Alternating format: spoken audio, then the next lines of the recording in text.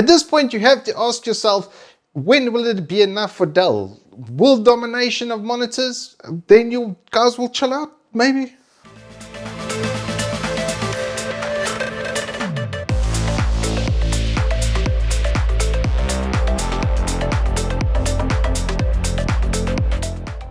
Good afternoon and welcome to Turbo Tortoise Tech. If you aren't aware by that intro, I'm a really big Dell fan and their monitors are just astronomically good. This is just a continuation of form from them where they are literally making the best monitors, and not just like price versus performance consideration, which they just win outright, but premium as well. And this is just a testament to that. And now, right now on Evetech, it is a whole 6,000 Rand for this DGFA. This is the new S27. I had the HGF, well actually I still own it, and I have done a full review on that, which is the baby brother to the chassis. And they've done a couple little nice little upgrades on this panel, and well, the upgrades to the panel are significant. The panel upgrades are massive, but to the actual chassis and frame, they actually made it look like really pretty as well. So before we get over here, let's start from the bottom. Stand is slightly larger than it was before. It is a little bit more scratch prone, I would say, but it does look nicer. The silver and everything is quite nice. Little NVIDIA G-Sync on the bottom, so you know it's a proper G-Sync controller. FreeSync Premium and G-Sync are not the same thing. They kind of work in the same way, they pick up in the same way, but the experience that you derive between the two, it is noticeably better on G-Sync, especially when it's a G-Sync GPU with a G-Sync controller in the monitor. That is the best of both worlds, let me tell you.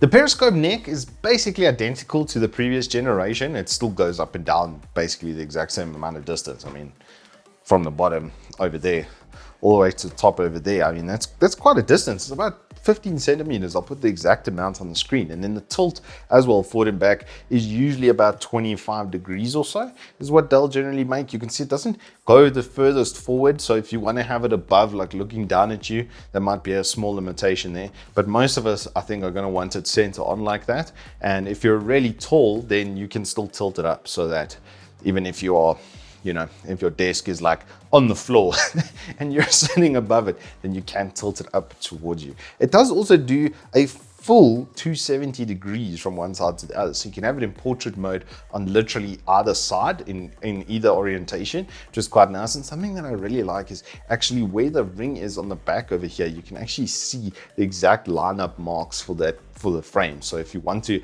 set it like perfectly straight, then that's a good way to get into that. It's kind of like having a built-in spirit level in the monitor. It then attaches to the back of the monitor through a traditional VESA mount. So if you've got a desk clamp or something like that you want to use, or any VESA mount specific stuff, then it's going to be compatible there as well. Speaking of the back of the monitor, can we just all agree that the light beam edition is absolutely fantastic? It doesn't RGB, unfortunately, so you can't customize it. It's just the default Dell blue, but it makes quite a nice like hue against the back wall, like as it's just chilling there. And well, obviously if you're looking at it from the after, it's very pretty.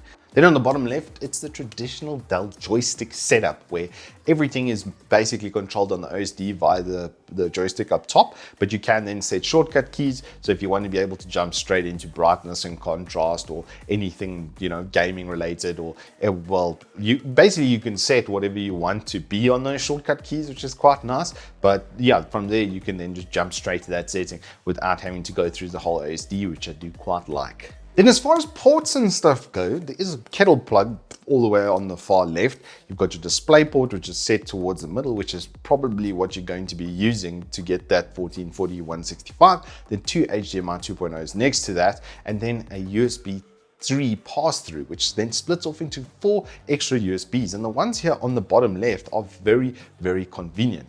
There's also a 3.5mm pass-through jack, which is quite nice, so you can pass your audio through there as well. And then to finish it off, the ittiest of the bittiest of power buttons.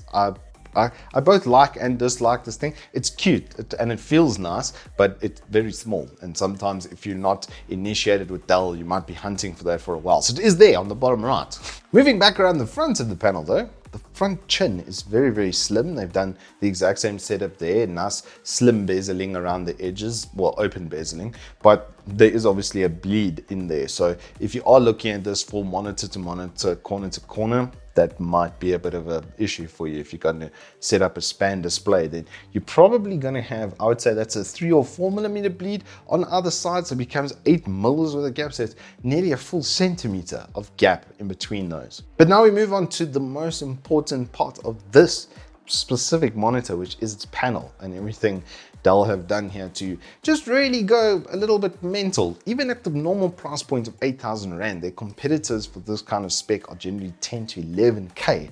So they've already knocked off 20%, regardless of the special that's happening on Evetech right now, where it's like 5,999. For those of you watching in the future, you're probably going to be kicking yourself as much as I am, because this thing is simply sick. The 1440p res on this size means your pixels per inch is like nearly double of what it would be on a 1080. So the graininess and all of that sort of stuff is completely gone. It's very sharp and very clear. Even compared to my Alienware 240Hz, 1080, which is like a really high-end panel and stuff, it's 1080 on 27. That's a PPI of 81, 82 at best. And so it does give a grainy feel, and the sharpness from this was spectacular. 1440p on 27 is a really good time. Even on 32, it will be better than a 1080p 27, just because of the amount of pixels that are going on the screen. Then it's an in-plane switching type, IPS, so it's nice and fast. The pixel response time comparatively to the VA is like day and night, especially the older DGF.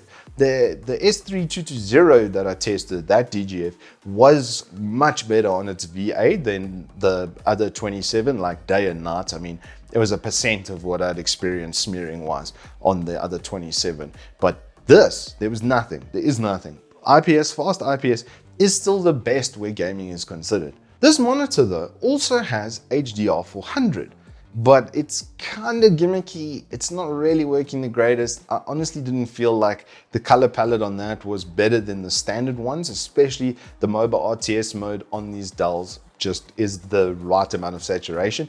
The sports mode can be a little bit oversaturated, as you can see with Mr. Lizard on your screen, and the red macaw as well. Sometimes it's oversaturated and then you lose some detailing and stuff in the feathers. The mobile RTS mode was absolutely perfect. I did throw a little bit of digital vibrance at it, but the problem with IPS when you do that is suddenly you get Mexico filter and everything's yellow.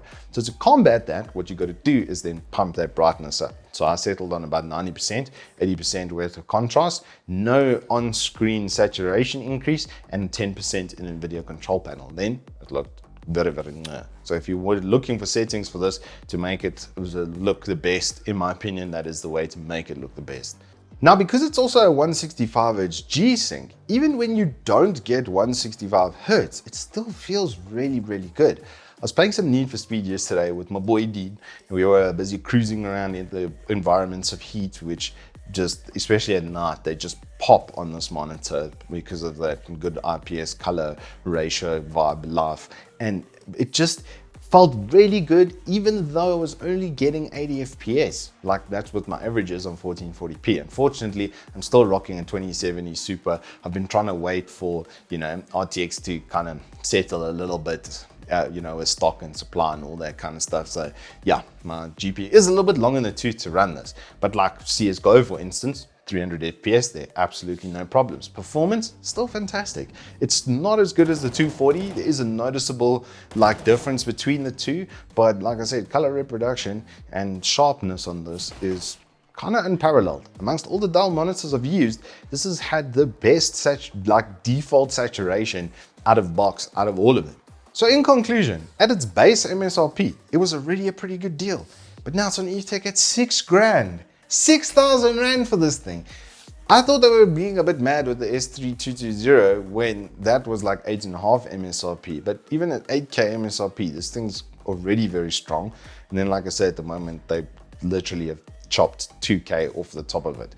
That deal is going to expire on the 10th of December. So from now till then, it's about a week. So next week, Friday, you're probably not going to be able to buy this at that price anymore, in which case you're going to be a very sad panda. Also, I want to clarify something. The general overall experience on this monitor is better than the 240Hz, but when it comes to competitive environments, I would still rate that over this. because it's 240 Hz. So when you're getting like 300-400 FPS in a game like CS, you feel it. You feel every single frame rate, and the G-Sync combined with that 240 is disgusting. When you frame rate timing 400 FPS with a 240 Hz refresh rate, it's delightful. This though, for general gaming and for movie watching and media and photo editing and all of that sort of work, this will be better. This will be better than pretty much anything else that's not over, like I said, already 10, 11 grand is where you've got to go to become competitive with this. Dell, you guys are just absolute bunch of mad lads. And then they throw in premium panel guarantee. So one stuck pixel or one dead pixel in its lifetime, and they replace the whole panel for you in a 3-year period. Dell, you're kind of nasty. Anyway, that's all I've got for you in this review. If you have enjoyed it, please do hit us up with a like and subscribe, and I will see you on the flip side.